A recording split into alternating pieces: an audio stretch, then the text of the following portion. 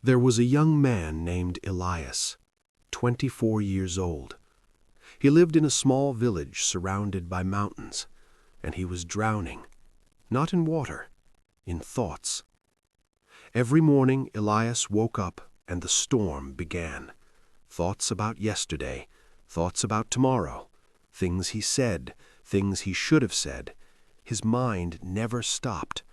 It was like standing in a crowded marketplace where everyone was shouting at once and he couldn't find the way out. He stopped sleeping well. When he lay down at night, the thoughts came faster.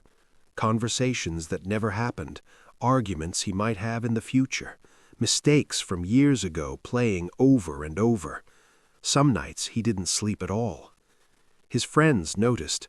They stopped inviting him out, because when Elias was there, he wasn't really there. His mother noticed, too.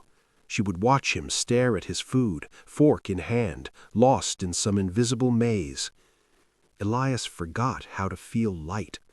He forgot what it was like to just be in a moment, without his mind pulling him backward into regret or forward into fear. He was tired, so tired. One evening, sitting on his porch, watching the sun disappear behind the mountains, Elias heard something.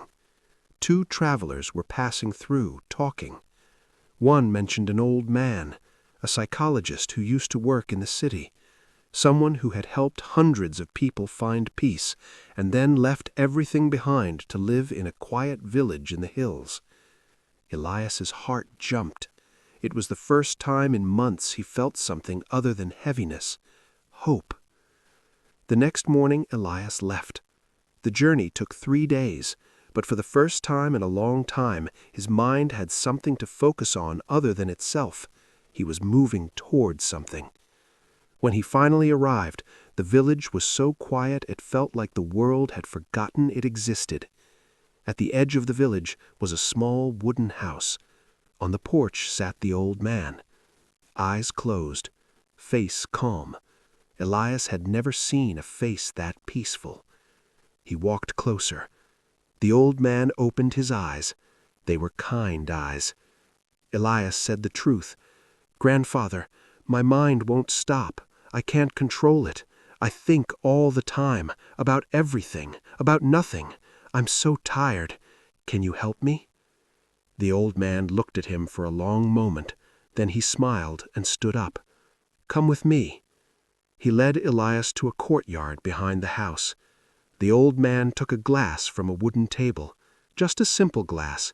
He filled it with water from the well, filled it all the way to the very top, so full that one wrong move would make it spill. He handed it to Elias.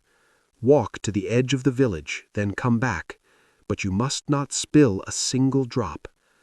Elias stared at him. That was it. But the old man's eyes were serious, so Elias took the glass. He stepped onto the village path. Immediately he understood. The path was uneven. A dog ran past him barking. A child chased after it, laughing. The glass trembled in his hands. He looked down at the water, perfectly still. If he moved too fast, it would spill. If he didn't focus, it would spill. So he stopped thinking. He stopped thinking about the past, stopped thinking about the future. He thought only about this step, this moment, the glass, the water, his breath. One step, another, slow, steady. The world around him blurred, not because he couldn't see it, but because it didn't matter. Right now there was only the glass. A woman called out. He didn't hear her words. A cart rolled past. He didn't see it. Life happened all around him, but Elias was here, in this single, quiet moment, holding the glass. He reached the edge of the village. He turned around, walked back, the same careful steps, the same silence inside his head. When he returned, the old man was waiting. Elias stopped in front of him. His arms were aching, but the glass was still full. Not a single drop had spilled. "I did it." The old man nodded. Then he asked quietly, "Did you see the children playing?" "No." "Did you hear the dog barking?" No. Did you notice the flowers on the path? Elias's face fell. No, I didn't see anything. I was only looking at the glass. The old man smiled. Exactly. Elias frowned. The old man pointed at the glass.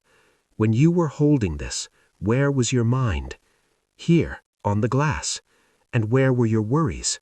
Elias opened his mouth, closed it. He realized he hadn't thought about them, not once. For the entire walk his mind had been completely silent. No storm, no noise, no fear, just the glass, just the moment. You see, Elias, the old man said softly, your mind is not broken. It only needs to be given one thing to hold. When you give it the present moment, there is no room for the past, no room for the future. You become the glass, still, clear, full. Elias felt something open inside him. But how do I do that all the time? He asked. The old man took the glass from Elias's hands. He poured the water onto the ground. It soaked into the earth and disappeared. You don't hold the glass forever, but you remember what it taught you, that you can choose. You can choose where to put your mind. You can choose to be here, not yesterday, not tomorrow, here. He placed the empty glass on the table. Your thoughts will come, they always will, but you do not have to carry all of them. You can set them down. You can choose to hold only this moment. And when you do that, you will find the peace you are looking for. Because peace is not the absence of thoughts, it is the presence of focus. Elias stood there silent. The sun was setting. The light was golden. Birds were flying home. Somewhere in the distance a child laughed, and for the first time in a long time, Elias heard it. He bowed to the old man, because he felt deep in his chest that something had shifted. He walked back down the hill, the same path he had walked up 3 days ago, but he was not the same person. His mind was still there, the thoughts were still there, but now he knew. He knew that he didn't have to carry them all.